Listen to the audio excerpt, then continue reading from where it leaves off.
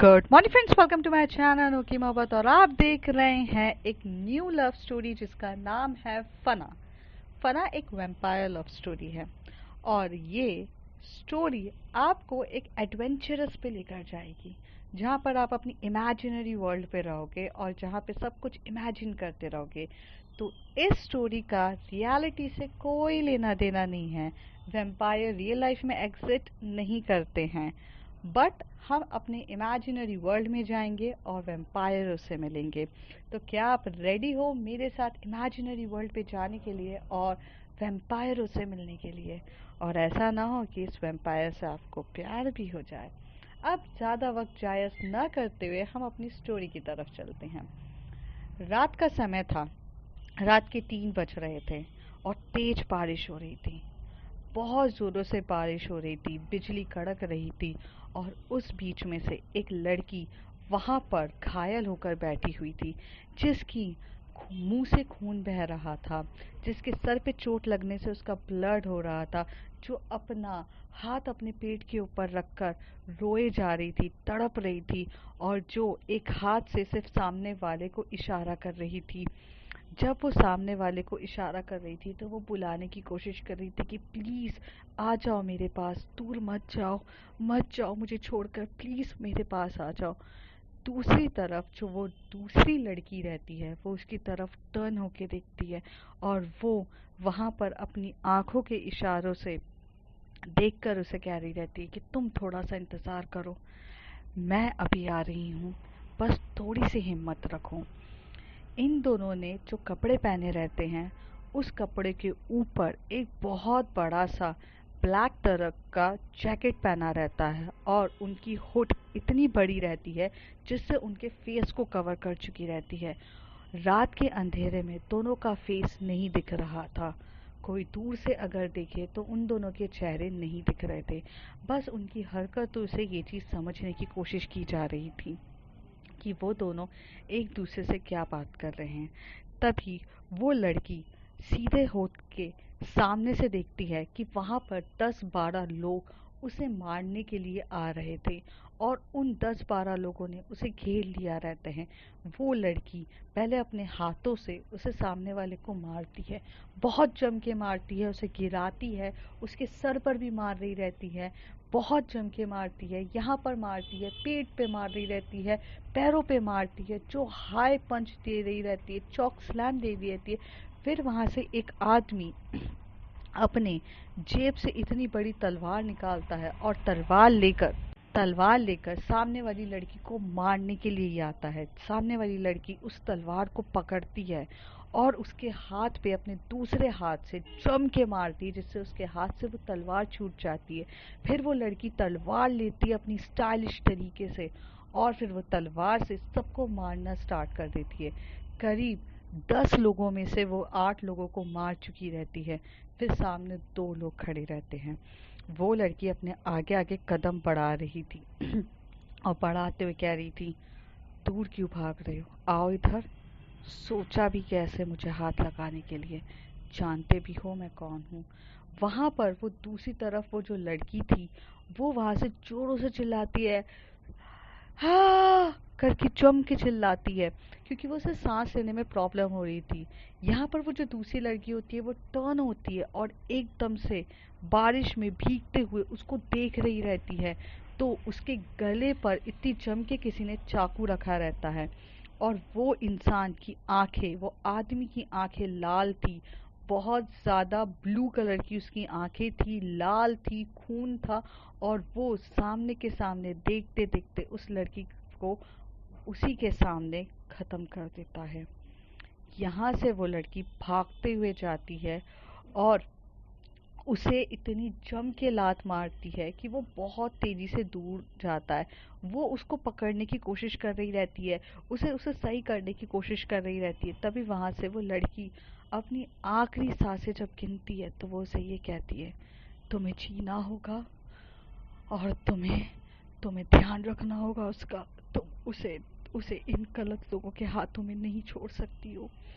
तुम्हें पता है ना तुम्हें क्या करना होगा, तुम्हें जीना होगा और उस गलत इंसान को, उस गलत गलत इंसान के हाथों में उसे नहीं सौंप सकती हो। उसका ख्याल रखो, वो बिल्कुल भी गलत लोगों के हाथों में नहीं पड़ना चाहिए, वरना तबाही मच जाएगी। मुझे जाना होगा। तो वो वहाँ पे वो लड़की रोते हुए कहती है, मैं तुम्हें नहीं छोड़ सकती हूँ। I love you, I love you, I love you so madly. मैं तुम्हें नहीं छोड़ सकती, तुम मेरी जान हो। तुम कैसे जा सकती हो? क्यों क्यों क्यों कहा तुमने मुझसे चीते भरने के कस्में खाए थे? लड़की कहती है, मुझे जाना होगा, मेरा मेरा वक्त आ गया है, पर तुम्हें अपना वादा निभाना है। और ऐसे बोल के वो लड़की अपना दम तोड़ देती है। वहां पर वो गुस्से में आकर तलवार उठाती है और फिर से वो रेडी हो जाती है मरने के लिए। अब चलते हैं थोड़ा सा फ्लैशबैक की तरफ। ये हमारा करंट सिनेरियो था। अब चलते हैं फ्लैशबैक पे। सुबह का टाइम रहता है, मॉर्निंग का टाइम रहता है। सुबह मॉर्निंग में एक कॉलेज रहता है, देहरादून यूनिवर्सिटी, जहाँ पे बहुत चहल पहल हो रही रहती है। सब एक दूसरे के साथ बातें कर रहे रहते हैं। कॉलेज का एटमॉस्फेयर बहुत लवली और जॉयली रहता है। पर उस कॉलेज के एटमॉस्फेयर पे एक ग्रुप रहता है जो जोर जोर से शेयर कर रहा रहता है, ऐश ऐश यू कैन डू इट, ऐश ऐश। सामने के सामने एक लड़की वहाँ पर फुटबॉल खेल रही रहती है। वो भी अकेली लड़की पूरे लड़कों के साथ फुटबॉल खेल रही रहती है। तो वहाँ पर उस लड़की के ऊपर ये चीज़ रहती है कि उसे अब एक गोल करना रहता है। अगर उसने वो गोल कर दिया तो वो पूरे तरीके से टीम जीत जाएगी, और अगर वो गोल नहीं कर पाई तो वो हार जाएगी। अब सबको उस लड़की पे उम्मीद थी। पूरे टीम मेंबर ऐश ऐश करते हुए चिल्लाए जा रहे थे, और यहाँ पर वो लड़की के ऊपर बहुत ज़्यादा रिस्पॉन्सिबिलिटी थी। वो लड़की अपनी एक बार आंखें बंद करती है और ध्यान से सबको देखती है। मतलब एक बार आंखें बंद करके फिर खोलती है और ध्यान से एक बार सबको देखती है। वो हर एक सिनेरियो को देखने लगती है। फिर वो फिर से आंखें बंद करती है और अपने लैग को पीछे करती है, सामने रखी हुई बॉल की तरफ अपने लैग को जोर से हिट करती है। जैसी वो हिट करती है, सामने वाला जो कीपर होता है वो उस बॉल को रोक ही नहीं पाता है और वो एकदम से गोल हो जाता है। इतनी स्पीड से बॉल जाना ताकि कोई को दिखता ही नहीं है। तभी वहां से पूरी लड़कियां और लड़के एकदम से भागते हुए आते हैं और उस लड़की को गोदी में उठाकर उसको घुमाने लगते हैं और कहते हैं, तुमने जीता दिया, तुमने टीम जिता दी, तुमने टीम जिता दी। उस लड़की का नाम अश्विनी रहता है, जिसको शॉर्ट फॉर्म में ऐश करके बुलाया जाता है। और ऐश जब वहाँ पर खड़ी होती है और वो कहती है कि यार तुम लोग मुझे ऐसे मत उठाओ, बस हो गया, ठीक है, ओके फाइन। तभी वहाँ पर एक जो वहाँ का जो कोच रहता है वो आके बोलता है, मैंने तो सोचा नहीं था कि तुम ये टीम को जिता दोगी। तभी वो बोलती है कि जब भी मेरे भाई पे कोई भी आँच आएगी तो उसकी बहन हमेशा से रहेगी, और अगर देव ये टीम को नहीं रिप्रेजेंट कर पाता है तो मैं करूँगी। आप तो ये बात जानते हैं कोच। तो कहता है कि तो फिर तुम टीम पे क्यों नहीं गेम खेलने आती हो, डायरेक्ट टीम को ही करो। तो कहती है कि ये तो यूनिसेक्स गेम थोड़ी ना है, ये तो बॉयज़ टीम थी, लेकिन इन्होंने मेरे भाई को गलत तरीके से मारा था, और अगर मेरे भाई के पैर में चोट नहीं लगती तो मैं नहीं आती। वैसे मेरा भाई इतना कैपेबल है कि वो इन लोगों को पछाड़ सकता है, पर क्या करे कोच, कुछ कह नहीं सकते। कोच भी स्माइल करते हुए कहते हैं, ऐश तुमसे तो कोई लग नहीं सकता है, मतलब तुमसे कोई पंगा ले नहीं सकता है। तो कहते हैं यही बात सबको पता होनी चाहिए, बट फिर भी लोग आ जाते हैं पंगा लेने के लिए। और ऐश वहाँ से चली जाती। ऐश बहुत ब्यूटीफुल रहती है, उसके लॉन्ग हेयर रहते हैं, उसकी स्किन बहुत वाइट रहती है, वो प्योर वाइट रहती है। उसकी आंखें ब्लू ब्लू कलर की उसकी आंखें रहती हैं, और उसकी आंखें बहुत शाइनिंग होती है, जैसे ऐश्वर्या राय बच्चन की है वैसी उसकी आंखें रहती हैं। और उसके जॉ लाइंस काफ़ी ज़्यादा पॉइंटेड रहते हैं। जॉ लाइंस बहुत शार्प्स रहते हैं, पॉइंटेड रहते हैं, नोज़ पॉइंटेड रहती है, लिप्स एकदम परफेक्ट लिप्स जो बोलते हैं ना, धनुष के शेप के एकदम परफेक्ट लिप्स रहते हैं। उसकी बॉडी के बारे में करा जाए तो उसकी हाइट बाकी एज यूजुअल गर्ल से थोड़ी सी ज़्यादा रहती है, उसकी 5'7" हाइट रहती है। उसका फिगर बहुत स्लिम रहता है, वो दिखने में बहुत सुंदर रहती है। उसके अगर फिंगर्स की बात करे जाए तो फिंगर्स काफ़ी ज़्यादा पॉइंटेड फिंगर्स रहती हैं, एकदम दुबली पतली सी और पॉइंटेड फिंगर्स रहती हैं। उसने जो ड्रेस पहनी रहती है, उसने एक जीन्स पहनी रहती है, उसके नीचे बूट पहने रहते हैं, ऊपर उसने क्रॉप टॉप पहना रहता है और उसके ऊपर एक वो जैकेट पहनती है और अपने बाल को टाई करती है पोनीटेल से और हाथ में पानी लेके अपने फेस पे डालते हुए उसे अच्छे से वाइप आउट करते हुए बोलती है कि चलो चले आगे। तो वो लोग कहते हैं कि हाँ चलो। बाकी जो उसकी फ्रेंड्स रहती है वो उसको लेकर कैंटीन में आ जाते हैं। वो लड़की वहाँ पर खड़ी रहती है, तभी वो बोलती है कि ओ शिट, मुझे किसी का कॉल आ रहा है, मैं तुम्हें बाद में ज्वाइन करती हूँ। वहाँ से वो लड़की अपना फ़ोन उठाती है और बाहर की तरफ चली जाती है। जैसे ही वो बाहर की तरफ जाती है तो उसे देव कॉल कर रहा रहता है। देव जो उसका भाई रहता है, भाई बोलता है कि तू इधर आ जा। तो वो जाती है उसके पास और बोलती है कि क्या तुम ठीक हो? तो वो कहते हैं कि क्या वॉलीबॉल, क्या बोलते, फुटबॉल में तुम्हें अपने स्कोर्स बनाने थे जो तुम मेरी गेम में इंटरफेयर कर दी। तो वो उसकी तरफ बोलती है, डूड, ना तुम्हारे गेम में मुझे कोई इंटरफेयर करना है और ना ये मेरी कप ऑफ टी है। तुम किसके घर से बिलोंग करते हो ये जानते हो ना? हम खंडेरवाल फैमिली से बिलोंग करते हैं और यहाँ पे हर कोई तुम्हें मेरे नाम से जानता है। और जब कोई मेरे नाम से तुम्हें जानता है तो मुझे मेरा नाम डुबोना पसंद नहीं है। और हम यूनिक हैं और हम स्पेशल हैं, तो हम यूनिक और स्पेशल ही रहेंगे हमेशा से। सो इसलिए मैं किसी को हारने नहीं दे सकती, ये मेरी प्रॉब्लम है। तभी देव बोलता है, सिस, मेरी बात को ध्यान से समझ। हम यहाँ पे कंपटीशन करने नहीं आए हैं, हम यहाँ पे स्कूल में पढ़ने आए हैं। चुपचाप अपनी पढ़ाई करेंगे और निकल जाएंगे। और वैसे भी पंगा हमें लेना नहीं है किसी से, फालतू का पंगा लेंगे आगे जाके प्रॉब्लम हो जाएगी। तो ये बात को क्यों नहीं समझती है? तो वह हंसते हुए बोलती है, क्योंकि मैं समझना ही नहीं चाहती हूँ। एंड बाय द वे, पैर टूट गया तो कहता है थोड़ा सा मोह चाहिए, मैं सही कर लूँगा। तो कहती है मैं कर देती हूँ। और वो उसके एकदम से लेग को पकड़ती है और 2 मिनट में ट्विस्ट कर देती है एकदम से। और जैसे ही वो ट्विस्ट करती है उसका लेग सही हो जाता है। और यहाँ पर सामने देव खुद इतनी जम के वो ट्विस्ट करती है पर वो चिल्लाता भी नहीं है। जैसे देव को आदत थी कि उसकी बहन आएगी, 2 मिनट में ट्विस्ट करेगी, उसका लेग सही कर देगी। तो तभी देव कहता है, लेग तो तू मेरा तभी भी सही कर सकती थी, तो फुटबॉल के टाइम पर ही सही कर देती ताकि मैं गेम खेल पाता। तभी वो हंसते हुए कहती है, नहीं, तब मुझे सही नहीं करना था, क्योंकि उस समय मेरे अंदर बहुत ज़्यादा गुस्सा था, क्योंकि उसने तुझे मारा था और मैं चाहती तो उस समय उसे फुटबॉल के वे में मैं उसे भी पीट सकती थी, पर तुमने मना कर दिया, इसलिए मैं चुप रही। Next time my little brother, ध्यान रखना अपना, मैं जा रही हूँ। तो कहता है ठीक है, बाय। और ऐसे कह के वहाँ से ऐश चली जाती है। ऐश जब जाती है तो वो क्लासरूम में पहुँच जाती है। क्लासरूम में उसकी रेगुलर क्लास चल रही रहती है। ऐश बहुत पॉपुलर थी क्योंकि ऐश हर चीज़ में परफेक्ट थी। ऐश के पास हर किसी भी चीज़ की कमी नहीं होती थी। वो मतलब जब क्लासरूम में बैठती थी तो उसे सब चीज़ों के बारे में भी नॉलेज रहता था। वो स्पोर्ट्स में भी अच्छी थी और वो बहुत पॉपुलर थी।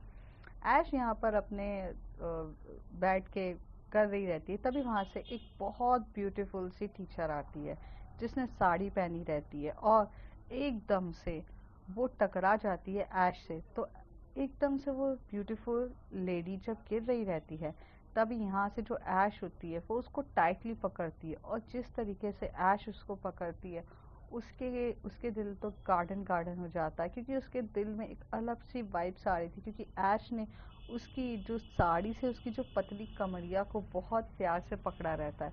ऐश उसकी तरफ देख के बोलती है, मिस मिस रोज़, आप अगर ऐसी गिरती रहीं और हर बार मैं आपको ऐसे ही पकड़ती रही तो कहीं आपको मुझसे प्यार ना हो जाए। तभी मिस रोज़ कहती है, क्यों, प्रॉब्लम है क्या तुमसे प्यार करने में? तो वो कहती है कि मुझसे प्यार करना बहुत ज़्यादा भारी पड़ जाएगा मिस रोज़, और यहाँ पे मोहब्बत की कोई भी अलाउ नहीं है। मैं प्यार व्यार पे नहीं मानती हूँ, प्यार व्यार करना वेस्टेज ऑफ टाइम है और आप तो जानती हैं मुझे अपना टाइम वेस्ट करना बिल्कुल भी पसंद नहीं है। तो मिस रोज़, मेरे मेरे सपने देखना बंद करिए और ऐसे वो खड़ा करती है। तभी वहाँ से वो बोलती है कि कैसे तुम्हारे सपने देखना बंद कर दूँ, तुम इतनी ब्यूटीफुल हो ऐश कि बस मेरा दिल गार्डन गार्डन हो जाता है तुम्हें देखकर। हाय तुम्हारा टक्कर, तुम्हारा मुझे इस तरीके से पकड़ना, रोज जानबूझ के ही तो मैं टकराती हूँ कि ताकि तुम्हारा कभी तो मुझ पर दिल आए। पर यहाँ पे ऐश उसे लाइन तक नहीं देती है। मिस रोज क्लास में बैठ जाती हैं और वो वहाँ पे अटेंडेंस लेती रहती है, तो सबके अटेंडेंस होते रहते हैं। तभी ऐश की बारी आती है तो ऐश भी अपना हाय कर देती है। थोड़ी देर में ऐश की जो फ्रेंड रहती है वो वहाँ पर आके उसके बाजू में आकर बैठती है। बाजू में एल्सी आकर बैठती है। एल्सी बोलती है ऐश सुन ना। तो कहती है कि हाँ बोल ना। तो कहती है कि तुझे पता है कि हमारे यहाँ ना एनुअल स्पोर्ट्स स्टार्ट होने वाले हैं, और एनुअल स्पोर्ट्स में हम बहुत सारे जगह पे पार्टिसिपेट्स करते हैं गेम्स में। तो तू बता इस बार तू कौन से गेम में पार्टिसिपेट करेगी। तो वो कहती है मैं क्रिकेट में ऑलरेडी पहले पिछले साल में कर चुकी हूँ। और तो वो तभी पूछती है कि पिछले साल तो तू यहाँ पर थी नहीं। तो कहती ओ सॉरी मैं स्कूल के बारे में बता रही थी तुझे, क्योंकि वो स्कूल में मैं क्रिकेट खेलती रहती थी तो अब मुझे क्रिकेट पे नहीं करना है। तो कहती अच्छा तो मतलब तू लगभग तेरे को सारे स्पोर्ट्स आते हैं क्या। तो कहते हैं हम फर्स्ट ईयर स्टूडेंट्स हैं और तू मतलब तुझे इतना सब कुछ आता है, मैं ये शौक दूँ। तो कहती है कि हाँ मतलब मेरी फैमिली तो मुझे हम हाईली रिच फैमिली, तो मुझे हर तरीके की कोचिंग क्लासेस वगैरह सब कुछ दी गई है। तो मुझे स्पोर्ट्स वगैरह में ऑलरेडी सब चीज़ के लिए अलाउ किया है, तो मुझे आती है सब चीज़ें। तो कहते हैं तो इस बार ऐश कौन से पे जाना चाहेगी। तो कहती है कि मैं इस बार चेस गेम लूँगी, मुझे चेस पे खेलना है, मैंने अभी तक चेस एक बार भी नहीं खेला है, तो I just want to do something new.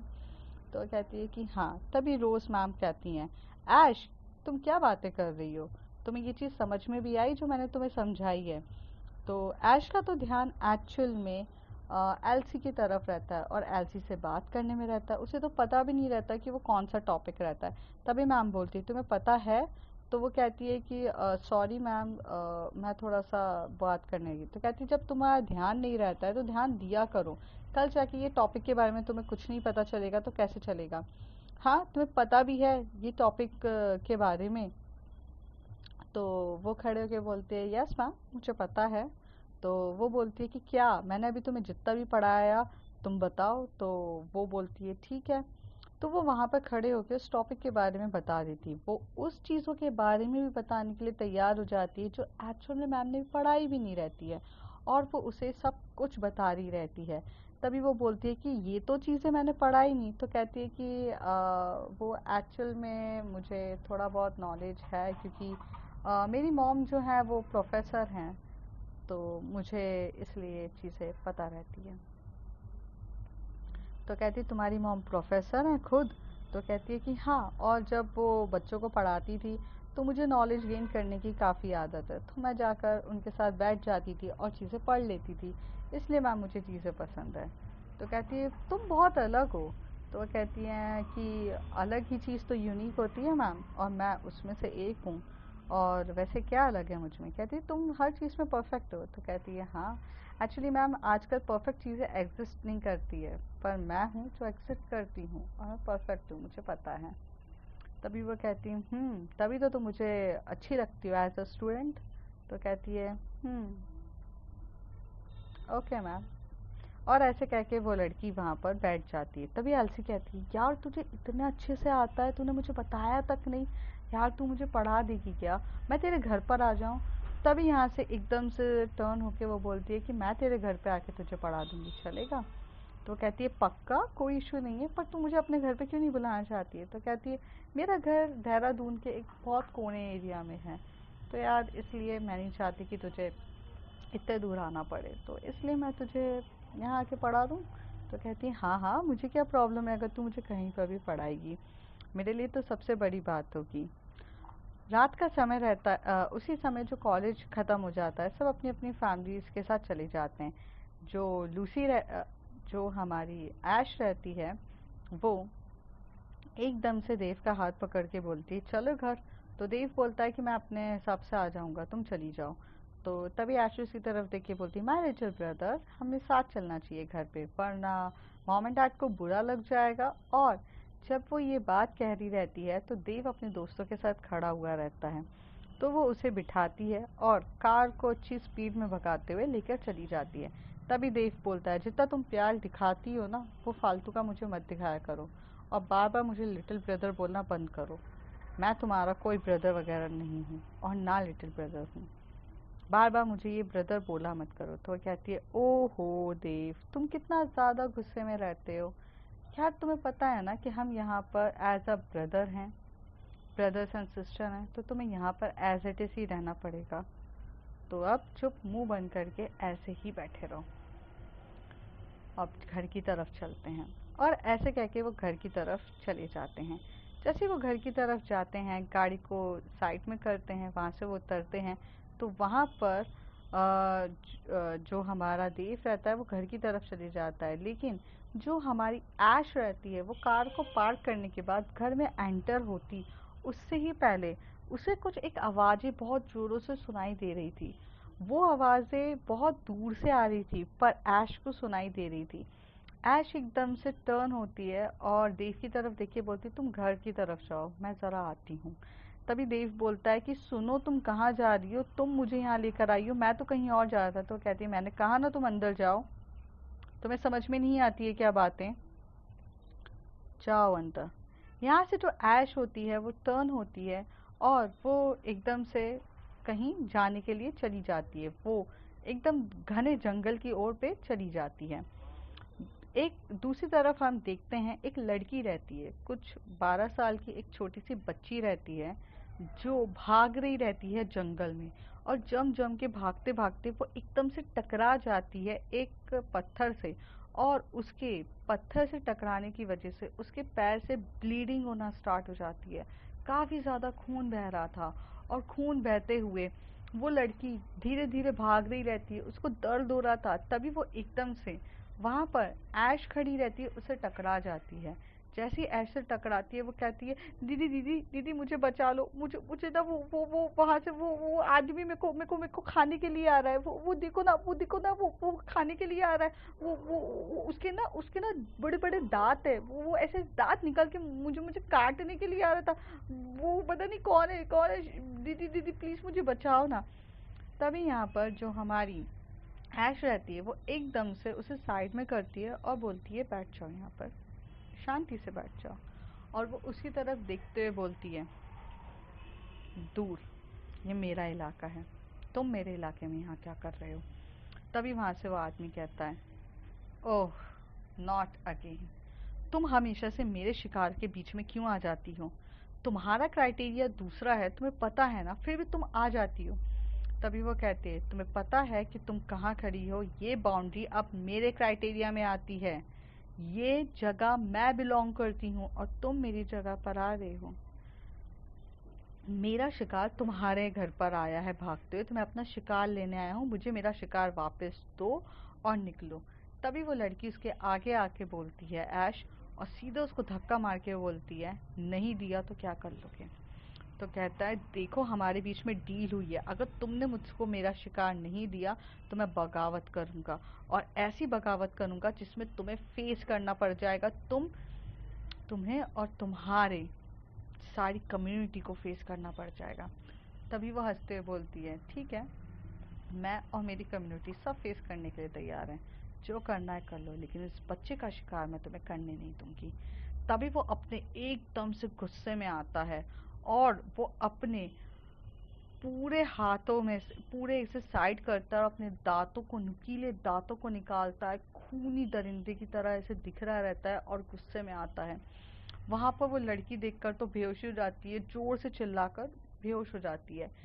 यहाँ पर जो ऐश रहती है वो भी अपने उसी रूप पर आती है, वो अपने बालों को पीछे करती है और फिर वो भी अपने नुकीले दांत निकाल के उसे करती है। फिर इन दोनों के बीच में काफ़ी ज़्यादा फाइट होने लगती है, दोनों एक दूसरे से काफ़ी ज़्यादा फाइट कर रहे रहते हैं, एक दूसरे से बहुत जोरों से फाइट कर रहे रहते हैं, अच्छी जम के फाइट करते हैं, एक दूसरे को मार रहे रहते हैं। ऐश बहुत पावरफुल रहती है, ऐश जब उसको मार रही रहती है तो एक दूसरे को बहुत तरीके से मारती है, इतनी जम के उसे मार रही रहती है कि उसके पैरों में पैरों पे जम के मारती है कि वो गिर जाता है, फिर वो उसे मार रही रहती है। दोनों के बीच में कम से एकदम से हाथापाई होती है।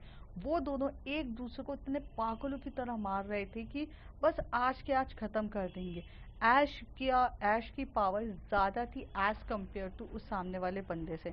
तो वो पीछे ही होते जा रहा था, कह रहा था कि तू मुझे मार डालेगी क्या।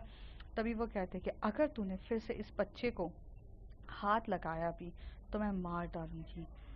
बच्चे का शिकार करने की इजाजत नहीं है और तुझे ह्यूमन बीइंग का शिकार करने की इजाजत नहीं थी। तभी वो एकदम से गुस्से से मारने के लिए आता ही है। तभी उन्हें जंगलों से कुछ और आवाजें सुनाई देती हैं, कुछ अजीब सी आवाजें, जैसे कि उन्हें ये पता चलता है इस यहाँ पर ऑलरेडी इस जंगल में और कोई भी है। अजीब सी आवाजें सुनाई दे रही थी, जैसे कि उस आवाज से उन्हें ऐसा लग रहा था कि कोई जानवर यहाँ पर आ चुका है। अब जो वैम्पायर्स रहते हैं वो जैसे ही आवाज सुनते हैं वो भाग जाते हैं। वहां से वो दूसरा वाला जो बंदा रहता है वो भाग जाता है एकदम घने जंगल में स्पीड में। यहाँ पर जब वो टर्न होती है ऐश, तो वो एक देखती है कि कुछ पेड़ों पेड़ों के बाद में उसे दो आंखें दिख रही रहती हैं, और दो आंखें बहुत वाइट तरीके से कुछ आंखें दिख रही रहती हैं। मतलब वो दिख रही रहती हैं उसकी आंखें, जैसे कोई जानवर की जो आंखें होती है ना वो देख रही रहती है वो। तो वो देख के बोलती है, फिर वो कहती है कि अगर मैंने इस बच्ची को यहाँ छोड़ दिया तो ये जंगली जानवर भी इसको खा जाएंगे। वो उस बच्ची को उठाती है ऐश, और उसे देख रही रहती है। उसकी भी नज़र उसके खून की तरफ जा रही रहती है, पर ऐश अपने आप को कंट्रोल करती है।